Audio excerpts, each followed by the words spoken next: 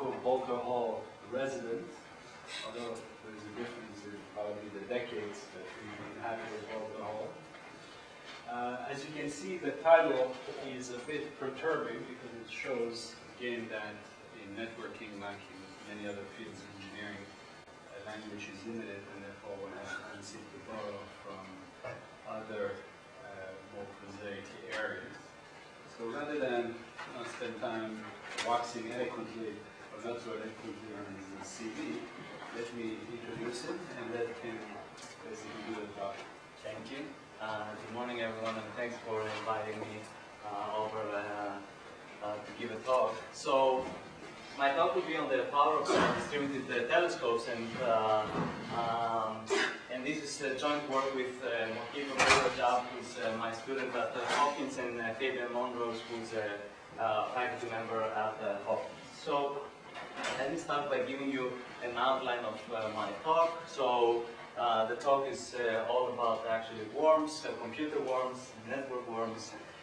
So I will start by giving you a little bit of a background on some previous attacks, talk about the modeling of worm outbreaks, models that we have developed in the past to actually model these outbreaks. And then I will talk about defense mechanisms, and specifically distributed telescopes. And what the telescope is in this context is essentially a monitor, a traffic monitor that actually sees some of the traffic going over the internet. So, and specifically I will talk about how we can use distributed telescopes to detect such attacks and actually also perform forensics on these attacks. After the attack has happened, what can we learn about the attack? And I will finish with some future directions. So, worms are really self-replicating and self-propagating code. They spread across a network by exploiting flaws in open services. So there are some underlying vulnerabilities in some network services. So example being, let's say, in a web server or in some other kind of server. And then the worm actually copies itself and over these open services. Now, worms are enabled by two factors. Software homogeneity and internet connectivity, right? Because the idea is that if you can exploit a vulnerability on one machine, actually there are many other machines that are like that, all connected over the internet, so therefore it's easy to exploit or use the same vulnerability to exploit a large number of machines. The first worm that we know of was the Morris worm back in 1988, so actually worms have been with us for a long time, or computer worms. And at that time, 6 to 10% of all the internet hosts were infected. By the way, do you know where Morris is today? He's a professor at MIT. And when he did that, I think he was an undergrad, or actually even a high school student at that time. So, now, however, we have some more recent examples of worms, starting with Code Red back in 2001, that actually used a very simple technique to discover new victims. So it just randomly scanned the whole address space, right? And then by even using this very simple technique, it was able to infect, we believe, about 360,000 hosts. So a very large attack. Now, since then, we have actually a sequence of other attacks.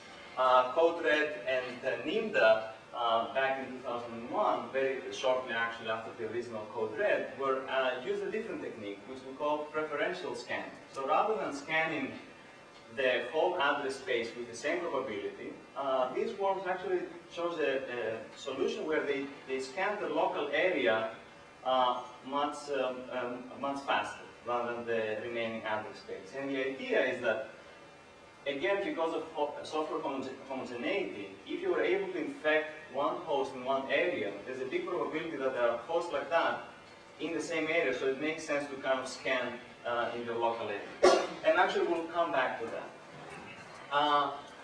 The SLAM slammer worm, actually back in 2003, used a UDP. It was a UDP-based worm, which was a single packet. Previous worms actually used TCP, where they had to establish a connection and send actually fairly long payload, and actually that slowed them down.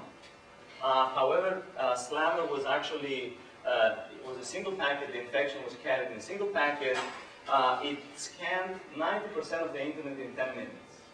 So this is a scary thought, and actually this kind of points us the direction that if we are to defend ourselves from future worms, we need automated solutions.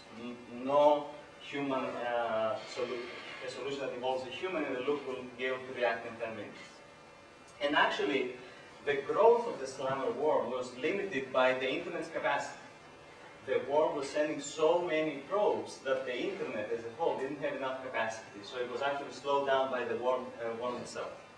So as you see, we have a disturbing trend of increasing virulence as time passes.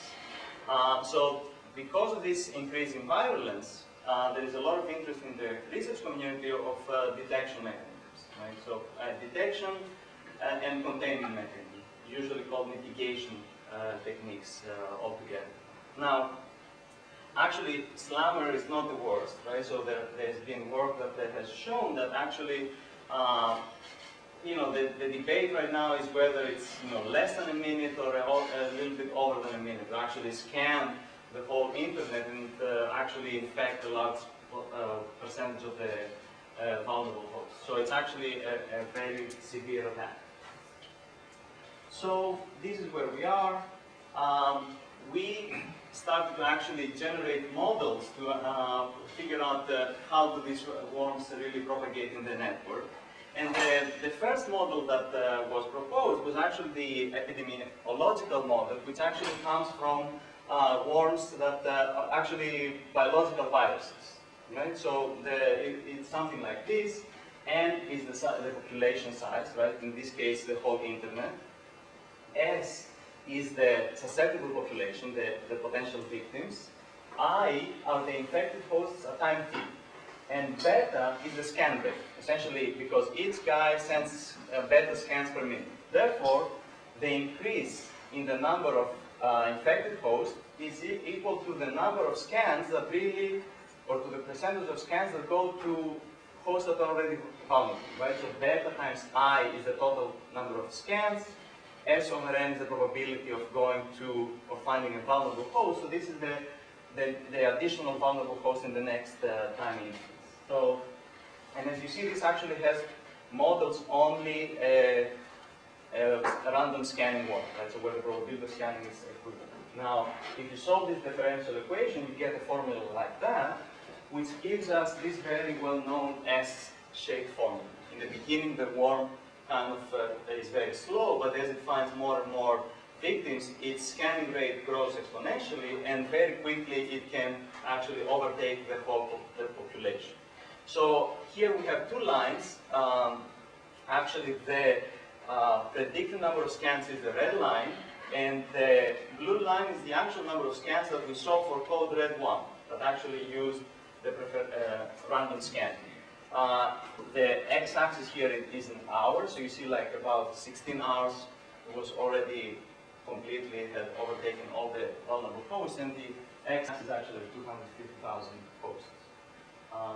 So you see that actually this model, even though very simple, it actually captures this, the spread of this worm very, very nicely. Now, even though this is a simple model, we can actually, just by looking at this model, start thinking about some different strategies. So, first of all, if you want to do prevention, you may want to reduce S while I is small, right? Ideally, make S0 as small as possible, right? So, in the sense, this has to do with prevention, just making sure that not many hosts are vulnerable. Or the other thing you can do is try to reduce beta, the scanning rate.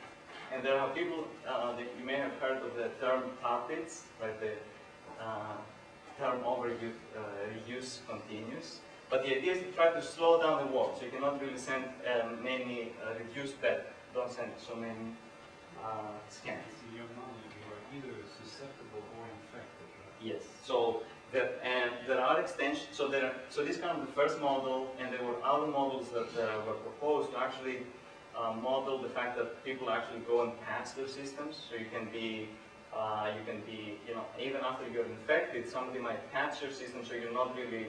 I'm asking that because if S plus I is a constant, which is n, right?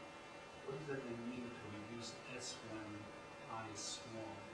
So, okay, so in the same. If n is large and I is small, then S is large, right? So what can you really do? So so in that case, if you're reducing S, really S and I is not anymore equal to n. And in reality, it's actually the whole address space, right? It's the 2 to the 32, right? So actually, S could be a small portion of the whole address space. In the case of Code Red, it was actually targeting IIS web servers. N is 2 to the 32. The number of IIS servers is definitely, in the millions, but not really the whole address space.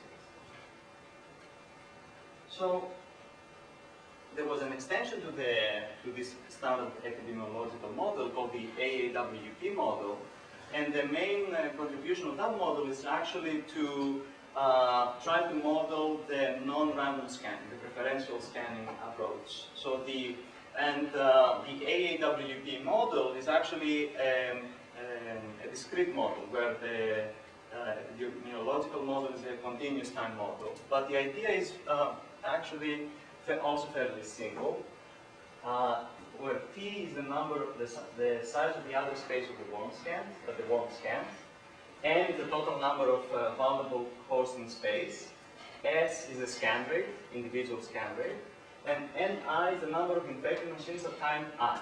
So let's look at this formula. The probability that a single host is infected, right, it receives a scan, we assume that if I am vulnerable and I receive a scan, I will be infected. So 1 minus 1 over T is the probability that I don't receive a scan. And this is the total number of scans, right? So 1 minus that is the probability that I receive at least one scan. This is the number of vulnerable hosts in the previous instance. So therefore, this is the new infected hosts in this new step. Add the number of previously infected hosts in the last step, so this is the number of infected hosts in this step. So this is the same model, or kind of expresses what the epidemiological model does, but using a discrete model. Now, you can extend this to actually localized extension, to model the localized scanning, by computing, essentially replacing this term, this S and I, by the number of scans that come in each subnet. And the idea is that this S scan, or each worm doesn't really send S scans randomly, but it sends a larger proportion of these scans to each subnet. So if you know where the previous instances of worms are, you know in its subnet how many new scans you will have. So you can extend this to actually do the localized scanning. And then you can just apply the original model on its subnet.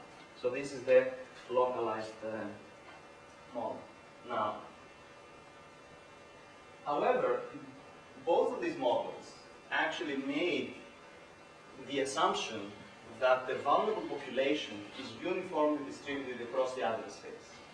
And this is not true for a number of reasons. First of all, there is unallocated address space, even today, even with what we're talking about, address exhaustion, but there is still portions of the address space that are unallocated. There is, for example, a portion of the address space for multiplets, right? And others like that. Even within the allocated space, there are highly clusters, right? So because the way that the address allocation works, we give essentially chunks, and then each chunk is used.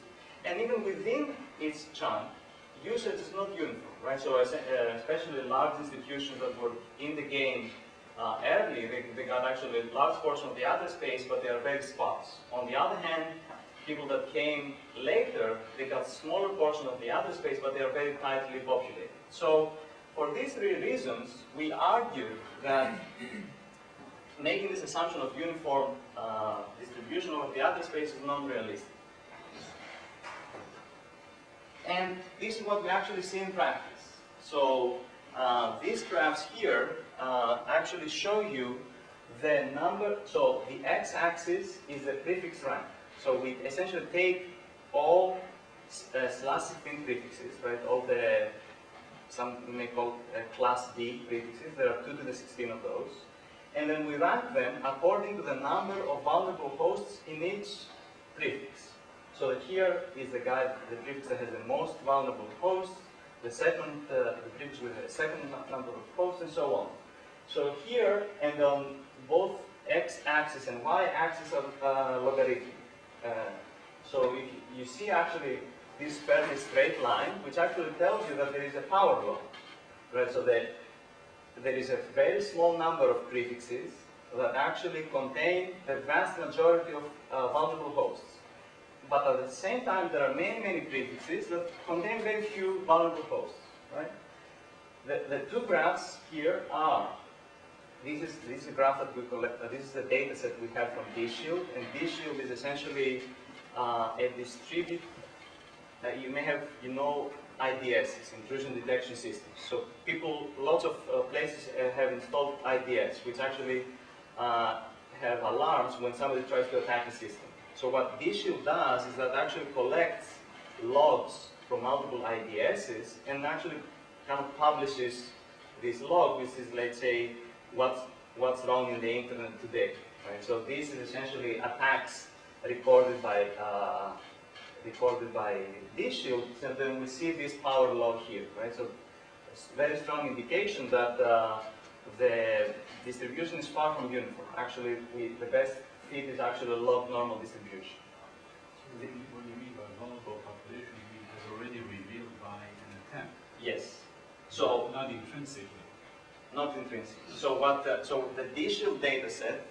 So the way that we actually use the data set is that we took a particular vulnerability, let's say on port 80.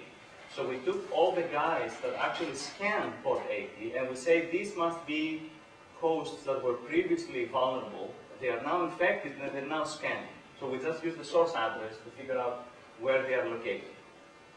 This second data set that we collected from CADA, CADA is an institute at the UC San Diego, is actually a trace from the Witty worm.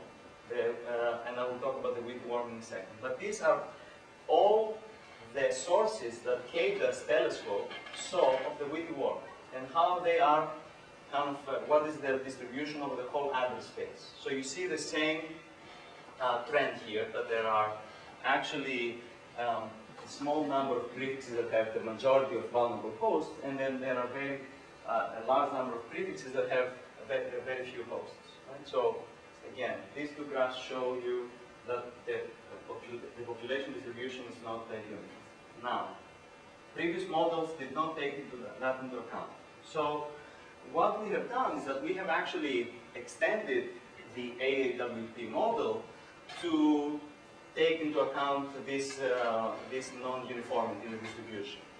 And as I already told you, this is especially important for non-random scanning worms, because these are the guys that scan their local neighborhood much faster. And if this neighborhood is highly populated with vulnerable hosts, they will be able to find them very quickly, so therefore they will be able to spread very, very quickly. So that was our intuition, and that's what we wanted to see, if this is really true. So, the way that we extended the model is that we want to find in each, what is, again, the number of scans that arrive in each subnet. So this is really a /16 subnet that contains 2 to the 16 hosts. This is the kind of encompassing /8 subnet, contains 2 to the 24 hosts, and this is the rest of the internet, right? So this is kind of the idea. Now, within each subnet, we have D of I infected hosts, and each of those guys actually infect or send a scan with probability P16. In the case of, let's say, NIMDA, which was the first, or it was one preferential scanning worm, it used 25% to scan here, 25% to scan here, and 50% to scan the rest of the network. Right? So this is 0.5, 0.25, 0.25, 0.5. So the number of scans then that arrive in this subnet is equal to the number of each one of the guys in the subnet sends PS times P to the 16 scans, right? Because each worm sends S scans, it will send 25% of those in the local subnet. So this is one component. Then the second component is the number of scans from the outside of the encompassing /8, right? So this is that. And only a subset of those comes to this /16, because the /8 has many /16s. And then the remaining is the scans from the kind of the random scanning component of everybody else. Now, these BIs actually, where do we get these BIs? We get these BIs from this empirical distribution that we already collected. So this is where we collect, get the number of scans in each subnet. And then we can just use the same model, but right now you see that we don't have S and I, where we don't have just the random scan, and we just replace with the number of scans that we have computed. So this gives us actually the number of scans in each of these 2 to the 16 subnets.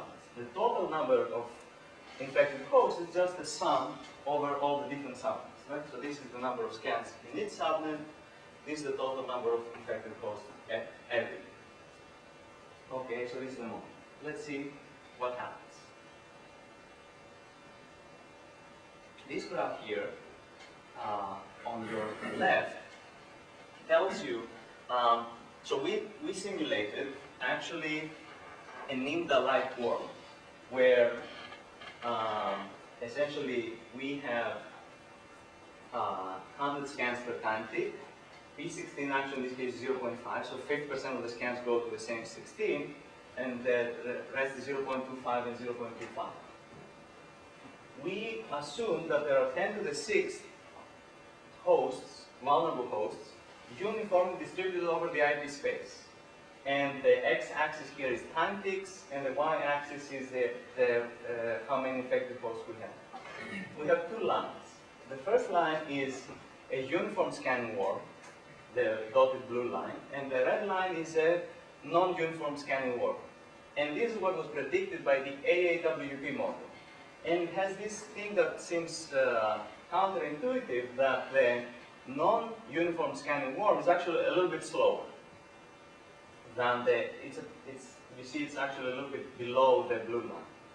So now let's see what happens if we take the realistic assumption that these guys are not uniformly distributed. So we used 620,000 hosts extracted from the V-Shield data set. The blue line is you see the uniform scanning. The red line is the non-uniform scanning.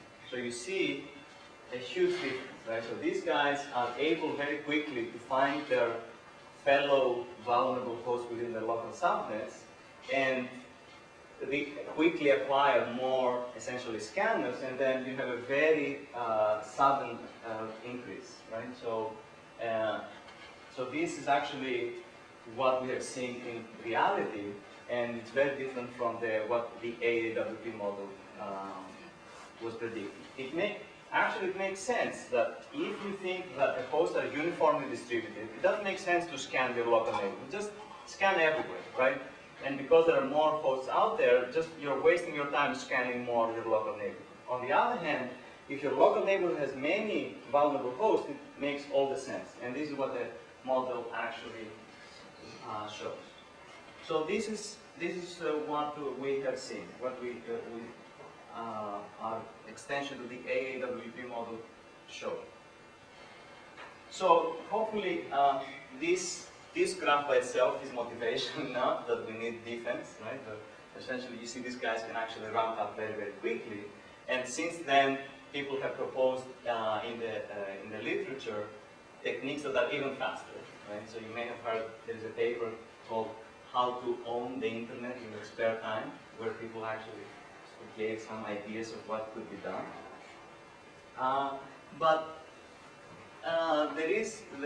Therefore, there is a lot of interest on defense mechanisms. So there are, let's say, roughly speaking, two families, even though cannot really, there isn't really a clear distinction. But, so if we were to defend, right, we have to somehow monitor what's happening in the internet, see that there is something bad is happening, and therefore try to react. Now, you can either monitor, active networks, this is what IDS, intrusion detection systems, do. So basically they sit in front of an active network and they just look at all the traffic going back and forth.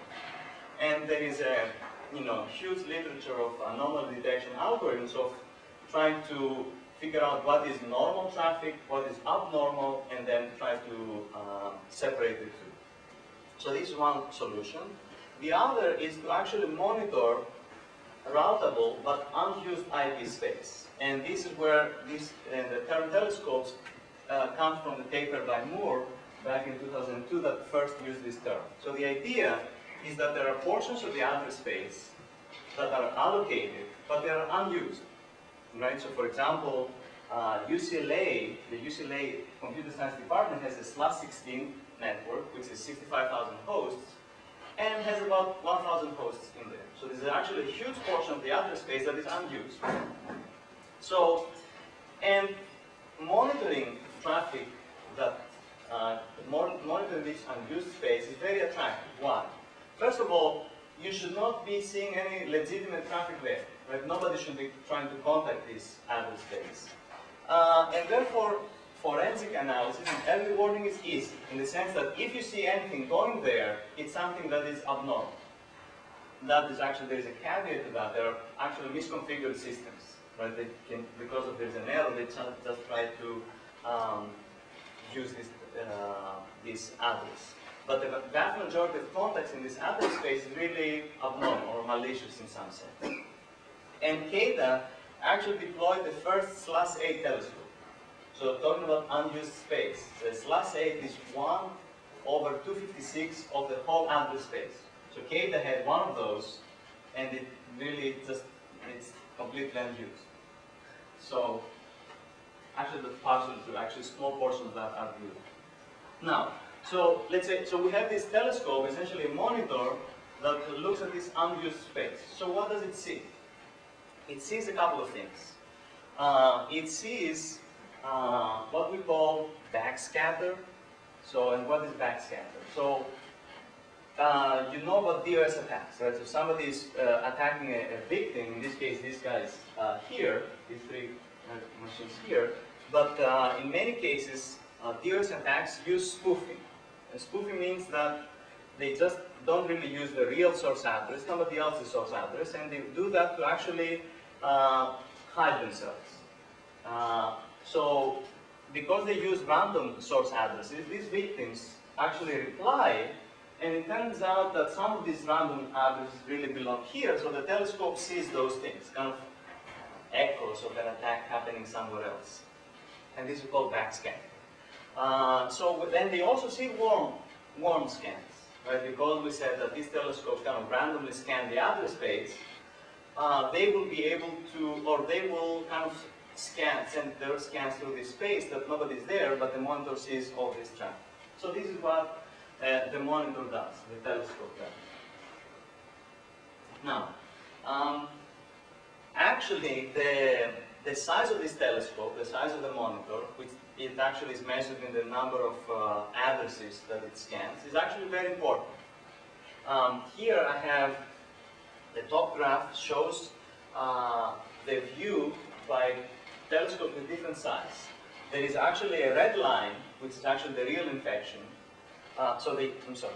The y-axis shows what is the number of infected hosts, the total number of infected hosts.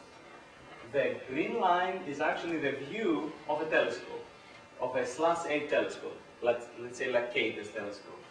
And it assumes that every host that it sees is an infected host. There is a red line, which is the actual infection, and it's not visible here because it completely overlaps with the green line. And the blue line is a /16 telescope. So you see that this telescope that is approximately 250 times smaller actually has a much delayed view. This second graph shows you the new hosts per minute. What is the new number of hosts that the telescope sees? These are the guys that are newly infected. So the green line actually overlaps the red line, so it's actually very accurate and up-to-date view of the attack. While the blue line is actually very much length. So having a large telescope is what we want to do. Now, however, our argument was that having a single telescope, even if it's very large, is actually is limited, especially for these worms that do this randomized or this preferential scanning. And in a sense, these are the worms that we should be looking at, because from a worm writers, the guys that are actually writing the worms, this is what they want to do, right? They want to essentially get as many machines infected in as short time as possible, so they should be using preferential scanning.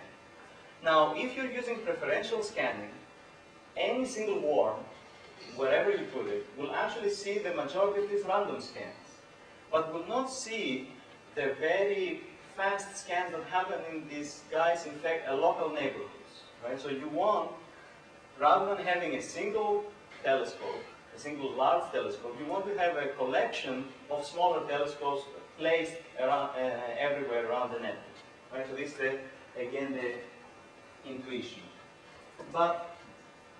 So this is what I will talk about when I talk about detection. So even though this was, it's intuitively correct, there were a number of questions that were unanswered. So, okay, so I know that having smaller telescopes is probably better. But the question is, how many of those should I get, right? What should be the size of this individual telescope, right? And then what is the overall IP space requirements, right? So, especially in IPv4 space, it's difficult to find unallocated space, right? For the vast majority of us, right? There are a small number of guys that have huge chunks, but the rest of us have only little space. So you cannot really, if you really want to use this monitoring technology to say, I'm going to use it as the base of my monitoring scheme, you cannot say that, I need, say, half of the other space in order to provide a good enough detection. So the overall IP space required is a very important metric, and also the space that each individual telescope would need to contribute is an interesting, a very important metric. And so then we want to answer these questions to provide guidelines for better design and monitor deployment practice. Right? So if, let's say, the ISPs come tomorrow and say, we want to deploy this system, we want to collaborate to create this view, so, okay, what is necessary? What do we need to do to make this work? So this is the question we try to answer. And the performance metric that we use is system detection time. That is how long it takes the system to detect a new host after it's vulnerable. Right? So the first thing you need to do is that to figure out that a host that was vulnerable has actually been infected, it starts scanning the space. So then what you do is that you block it. Right? So this information is sent out to, let's say, firewalls that actually start blocking this source. And so this is the method that we use. How long does it take to detect with a particular confidence a new scan? So the assumptions that we made were that a single scan detection is enough. Right? So the moment this guy really sends a single scan to any telescope, we immediately say that this is a vulnerable host. And obviously, you can see that there is a trade-off between how quickly you detect a new scanner and the number of false positives you have, right? If you increase this number, right, so you have to have multiple scans, it will take longer time to detect it, but you will have fewer false positives, right? So this big guy that just did a mistake, he will not be blocked. And we also assume that we have perfect information sharing among all these participants, right? So everybody shares their view with everybody else, and so you can get this aggregated view. This is not really a realistic assumption, or we need to figure out how to do that, but this at least gives us, in a sense, the best case scenario. What's the best thing that this system can do if everybody shares information with everybody else? So we take our monitors and we actually we place them in this logical hierarchy where you have a monitor, right? So you have this monitor MB, and depending on where it is, it has a different, so how should I say, this is actually, so let's say this is the top line up here is the whole address space, right? So each address space is divided into slash 8s, and then each slash 8 is divided into slash 16s. Now, depending on where you are, or where a valuable host is, the aggregate size of the monitors is different. Right, so what do I mean by that? Let's say that you have a valuable host in this slash 16. This valuable host will see an MB monitor within its slash 16, but it will also see an MB plus MC monitor in its slash 8, right? So it will be detected by this monitor locally, or by these two monitors when it sends a scan into the encompassing slash 8. So what we do is that we put these monitors in this logical hierarchy, and within each hierarchy, scanning happens randomly. So you can calculate what is the probability that the scan will touch one of the monitors, because it's essentially a uniform probability. So then, the detection time is something like this. So the detection time, we want to calculate, remember, what is the detection time? So this is not maybe scary. So the detection time here, so let's see what is the probability that a new scanner will be detected. So then the probability, it's 1 minus the probability that the scanner is undetected. Now, the scanner is undetected in the following cases. For each of the telescopes, the probability,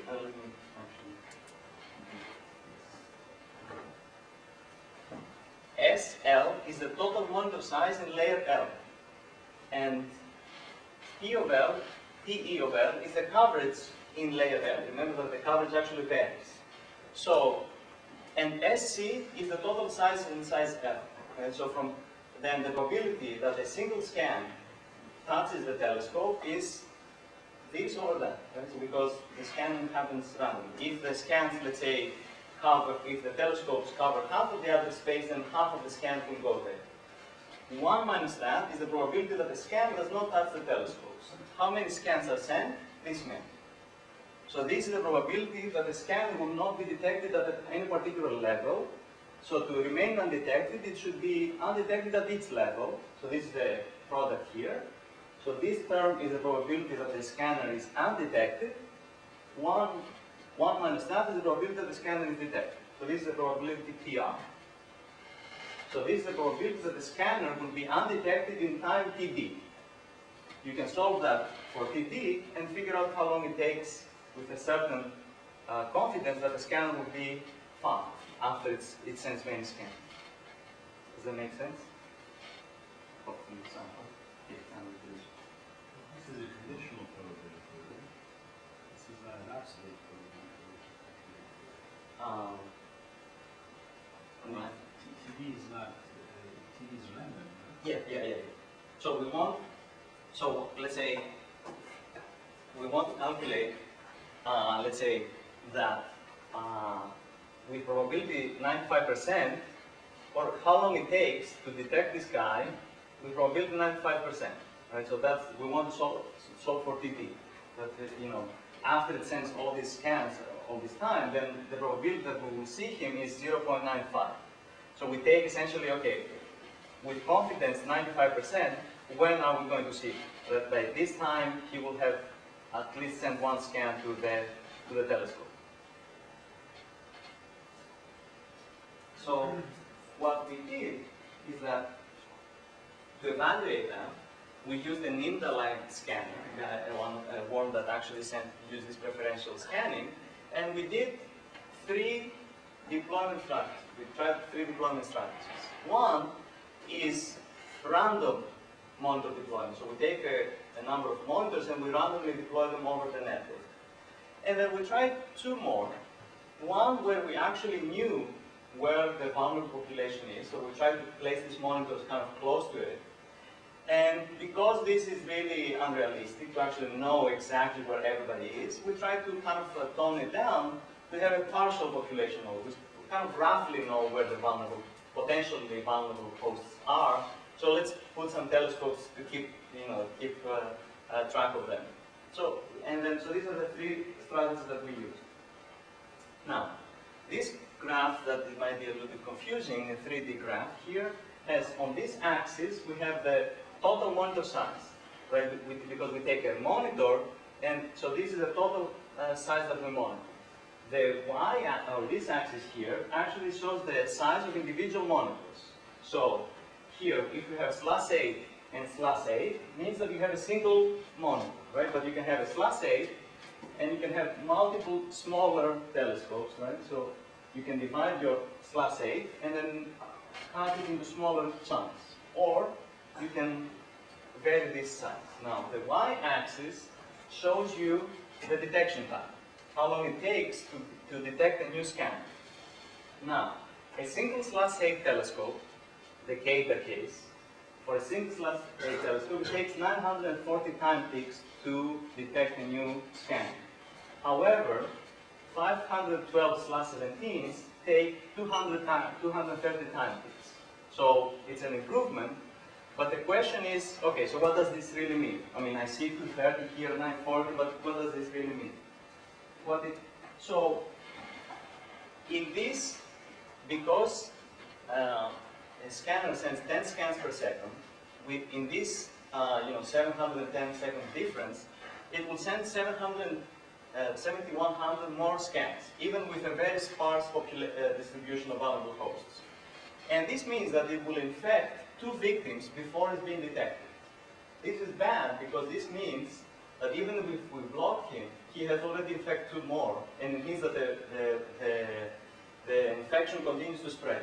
So this is what this difference means. So you want to make sure that you're going to detect this guy, block him before he has a chance to actually continue the infection. So there are 2 trends to look at this graph. First of all, that as the total aggregate size increases, you have a decrease in the detection time. So you have a slope like that, but you also have a slope like this, right? So as you kind of distribute your telescopes more and more, you will have a decrease in the time, and then you may be able to see that there is actually a steep, like a valley here. And I will come back to that. But you see these 2 trends. The first trend is that as you have larger monitor size, the detection time decreases, which was what we said in the first graphs. But also as you distribute telescopes more widely, your detection still decreases. So you really want to be in this area.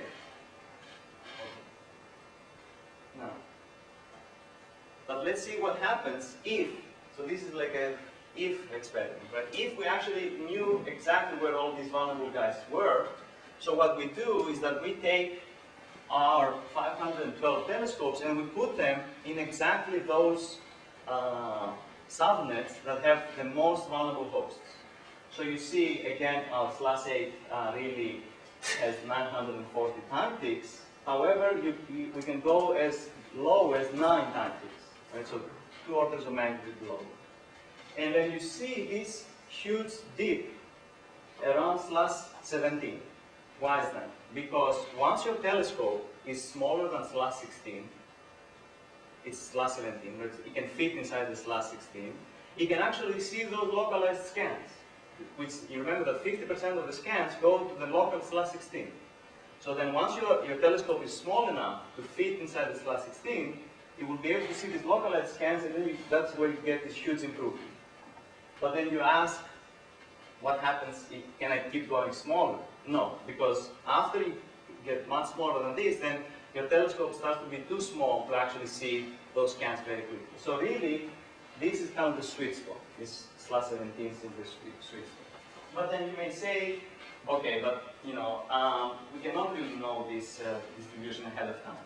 So what we did is that we said, okay, let's say that we have some partial knowledge. And there are many definitions of partial knowledge, but what we did is that we took, remember we have 512 telescopes, and we randomly placed them within the 5,000 most populated /16s. Right before we had 512, and we put them exactly in the 512 most populated. Now we spread them around the 10 times larger space. So, and these guys really contain still 9% of the whole population. So you may say that we're cheating a little bit here because we kind of take advantage of this huge imbalance right in the curve. But you see that we're still doing very well. Right? We're not 9, but we're 33, still very low. So this result shows that even if you have partial knowledge, you may be able to put your telescopes and be very, very effective. So, oops, I don't know where that came from. What we might say that, okay, let's say you telling me that you want to put a /16, a /17 in the most populated /16s. Basically, you're telling me you want to allocate half of the space in the most populated subnets just with your telescopes. Well, this is not realistic. Well, even if we have a very small telescope of 2,000 addresses within those /16s, we still get 160 times this. So, you know, you're kind of in this area, right? But you're still doing okay compared to, remember that the best time for the random placement was 240. And so you're still doing okay. But so it pays off to do that. So, but let's say maybe 512 is a large number of telescopes. Right? In the internet, we are really not used to large systems, like, at least for administrative reasons, to large systems that are peer-to-peer. Everybody exchanges information with everybody else. Especially because this is sensitive information, right? If a node is vulnerable, it might be sensitive information because vulnerable hosts and infected hosts usually live backwards. So you don't want to announce to everyone, oh, I have this infected host in my subnet, right? Because people might actually try to attack them. So how many really entities do we really need to get these 500 telescopes? So the good result is that because these autonomous systems, think of it as ISPs, really have large portions of the address space, even though we need to place 512 monitors, we just need the 130 big players, big ISPs, to really show you, to create a very effective system. So this is also an encouraging result because it says that, you know, a small number of big players, ISPs, is not so small, but relatively small, is enough to actually get the system going and get good results. So, you know, our detection result, first of all, that when you're doing modeling, it's imperative to actually take into consideration the imbalance in the population distribution. And then it's much better, you know, 3 times faster detection time compared to a single monitor size. We actually have a number of distributed monitors. And even partial knowledge has a dramatic effect in the improvement in detection time. So, I don't know how much time I have, but I wanted, how much, like 5 minutes? Okay. So, I wanted to touch a little bit on forensics. So, while so far we talked about detecting a spread, a live spread, right, a new thing that happens at the same time, right now, can we use the same technique to actually perform forensics? Right? After the attack has happened, what can we learn from the telescope's view? So the question is, can we figure out the origin of the attack? And what do I mean by that? Can we figure out the infection sequence? Who was infected first, right? So let's say, put all the infected guys in a sequence. This guy was infected first, second, third, and fourth. Can we identify patient 0? Again, another term borrowed from biological viruses. The guy that was infected first. And can we detect the hit list? So usually, remember, because the worm is most vulnerable in these early stages, right? And what the worm writers are doing is that they are actually finding ahead of time a small set of hosts that are vulnerable, and they infect them concurrently. So to create an initial kind of pool of scanners that will be able to find more vulnerable hosts very quickly. So this is called the hit list. So can we identify what were the nodes in the hit list? So, and the idea here is that if we are able to find this information, we might be able to help the people that are trying to find the attackers. And this is may not be true. But so this is where the question that we want to answer. There were some previous solutions in this space, and one solution was a random walk algorithm on hosts that essentially think of the graph that contains who contacted whom. So this is a huge graph, right? And because the worm actually sends so much traffic, you can just randomly from pick one of the guys that contacted you, right? With high probability, because the worm sends you so many scans, you will actually, if you just pick randomly across the people that contacted you, you're going to find the guy that infected you. So you can kind of take this random walk backwards to find out who started the infection. So this was a solution proposed by some people at CMU. However, it is effective, but however has huge storage requirements, right? Because you have to keep all this graph, who contacted who. Another solution proposed by people at ICSI in Berkeley was to actually use reverse engineering. So what they did is that they actually got the witty worm, the actual payload, and they reverse engineered the worm. Now, because the worm actually had actually a bug in its scanning code, they were able to find actually who was scanning.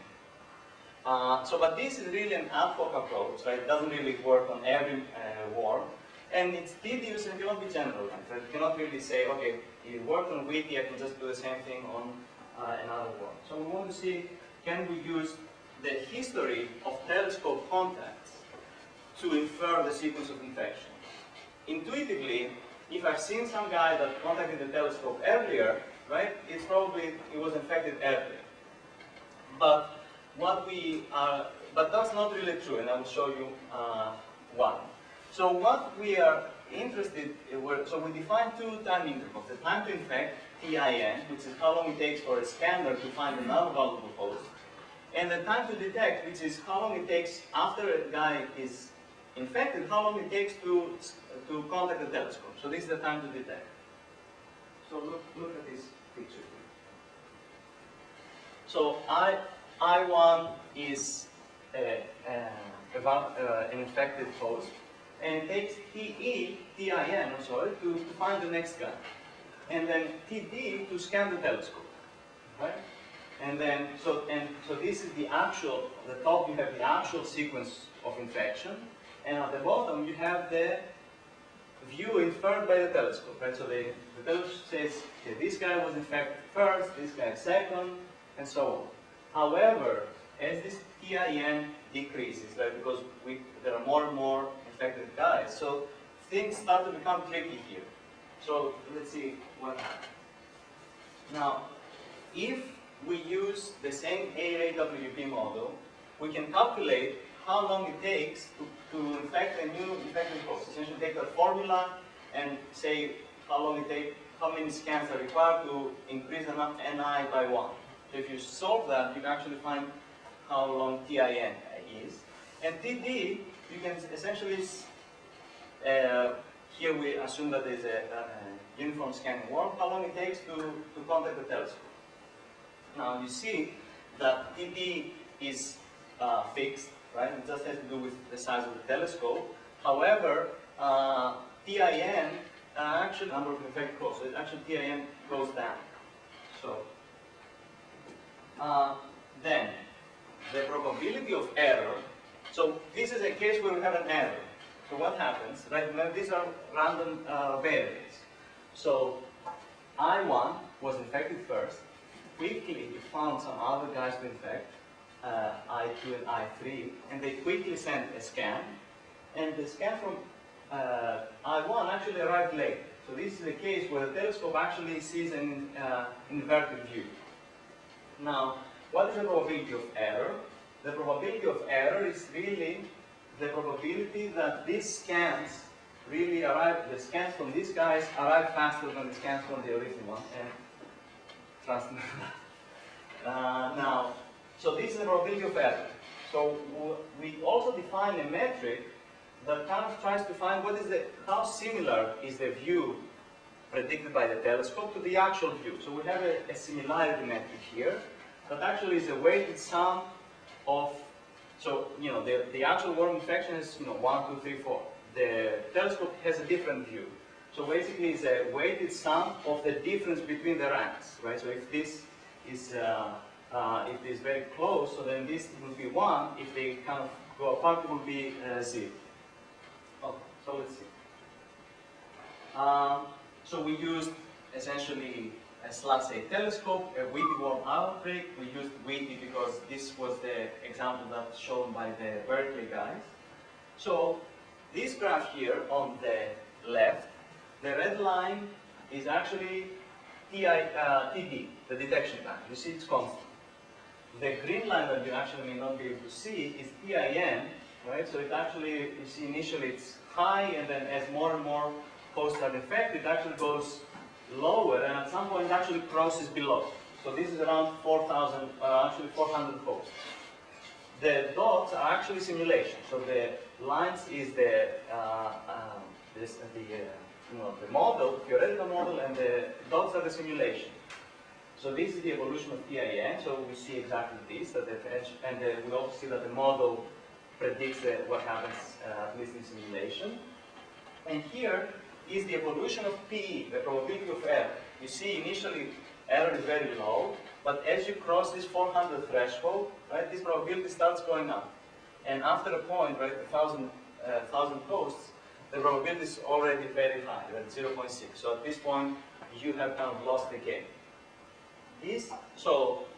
However, the important thing is that what you're really interested in is the early stages. Remember, right, after 1,000 hosts have been infected, who cares with 1,001, 1,002? What we really care is that who were the first guys that were infected, right? We try to backtrack the origins of the infection. So what is important is that we are accurate over here.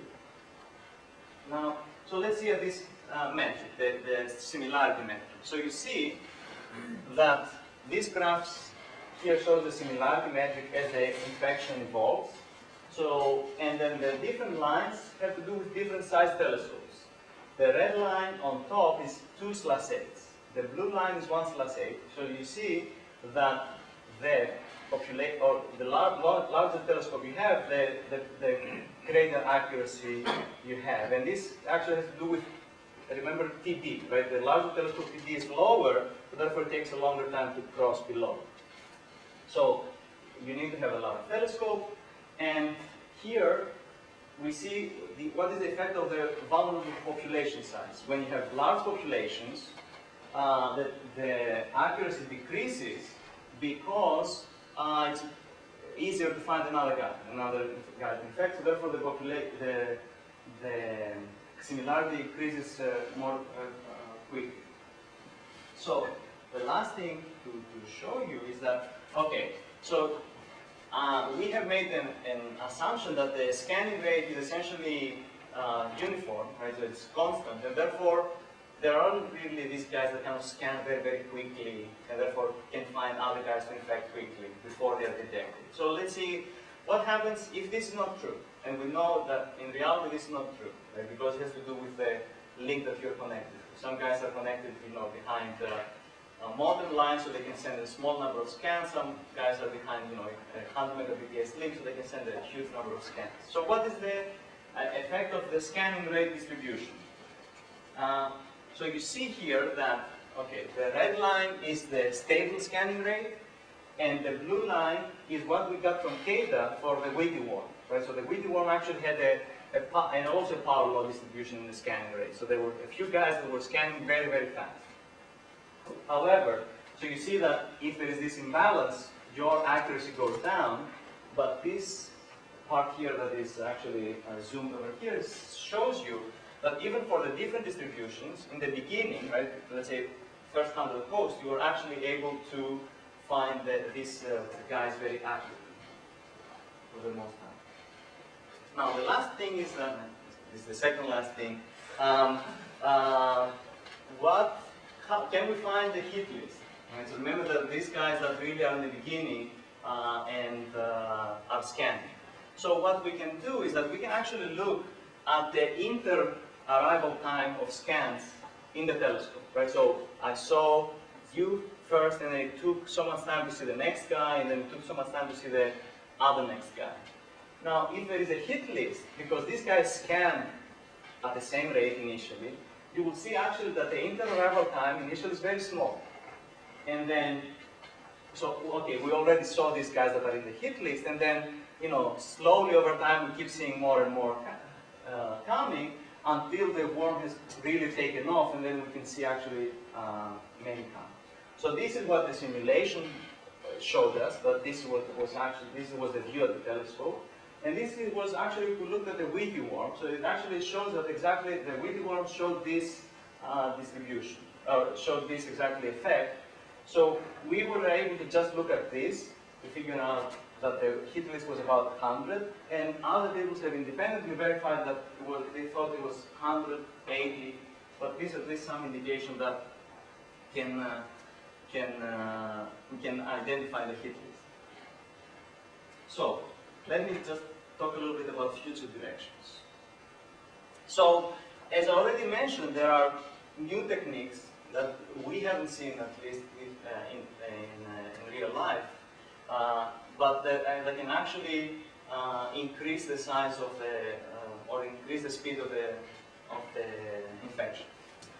Now, I've spent all this time telling you how good telescopes are, how they can help us, but they may turn out to be useless. Why? It's very easy to think about, right? If the bad guys know that there are these things out there, what are they going to do? They will try to evade. There is actual proof that some of the worms, Agrobot being one, has actually tried to avoid K/8 telescope. So there is essentially a single line of code saying, if address is there, okay, pick again. You don't even send the scan. Now, this summer, in Usenix security, there was a couple of papers that actually showed that there are offline techniques that you can essentially do some pre-scanning to find out what is the location of these telescopes out there, and then load that in your worm and essentially evade completely. Stealth. We believe there are online mechanisms to do that. You don't really have to do this offline thing. You can essentially have the worm do some little work ahead of time and then do online. So we can actually see that there are stealth worms coming. So this is kind of what we think is the new threat, that people would actually go and deploy a shiny new infrastructure for detection, and people just bypass it. So what should we do there? So that's some of the stuff that we're worried about these days. So for more information, these are a couple of papers that we did. You can just go on my webpage. And sorry for being late. Thank you. Any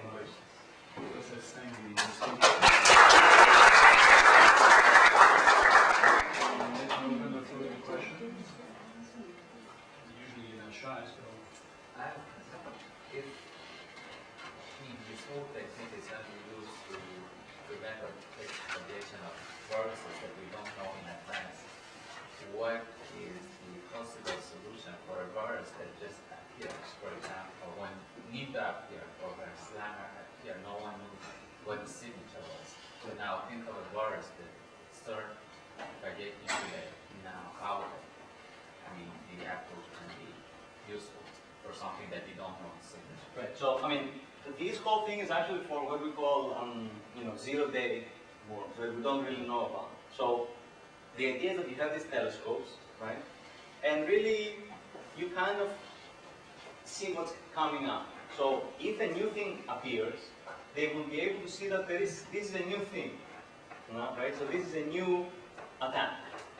Now, in reality, today I just talked about passive telescopes, right? That they just see the first scan. And in reality, you actually need an active telescope, right? The idea is that if you just look at the first packet, you're not going to see that much, because let's say most attacks, let's say, go over port 80, right? So you just see a SYN packet going to port 80. So you actually want to have a responder, as we call it, that just says, responds and tries to make the worm actually send its full payload.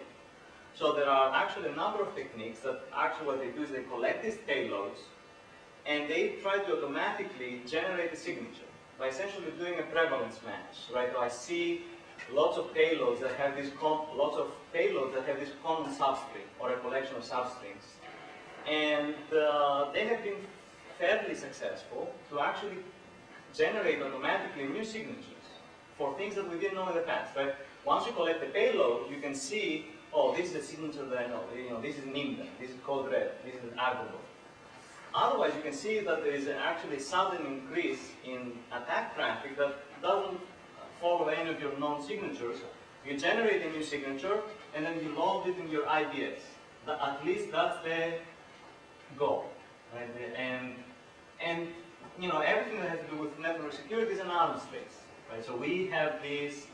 Then the worm attackers write polymorphic viruses. But they change themselves. They don't have the same payload all the time, right? So they try to essentially evade these signature generation mechanisms. But this is where we want to be, to automatically generate these signatures. Would they be successful to find or detect signatures in 10 minutes? Yes. So there are a bunch of systems. One called Autograph from CMU. There is another one called Early Bird from UCSD that actually have small deployments, but they were able to actually generate signatures for things that were unknown. They would generate also false positives. One example is spam. Right? Spam is actually because you have the same message, sent by to multiple destinations, and actually even from different sources, right? Because spam now is distributed, right? If you know about botnets, that people take over your machine and use it to send spam. So you have lots of different machines sending the same message to lots of different destinations. So these things think it's a worm, but it's actually spam. So the systems are not perfect yet. They are very brittle, right? So they're easily to be fooled by evasion techniques, right? Polymorphic viruses, but that's at least there is some promise in this area. Any other question? Yeah, I have a question. In your analysis of the accuracy of the telescope in measuring which node was impacted first, do you have an intuition of what the effect of different delays in the network, like? Right, so that's a very good question. So, right, if a guy is very far away from you, right, it might actually take longer time to be detected. So, and I didn't really mention that, but we actually had that in the simulation. The simulation, the delay is not really uniform. It's not really constant. It's actually uniform distributed between 20 and 400 milliseconds. And this is what kind of our best guess, or well, not our guess, but what people have said that this is really a reasonable range. It's actually part of that. So it's already taken into account. But that's a good question. Any other question? It's getting late, so let's thank the speaker one. Before we do that, let me remind you that there will be a roundtable, I guess, right? In the usual place that is in the library of the center at 2 o'clock, and you have a chance to meet the speaker one-on-one or many-to-one. So let's thank the speaker one.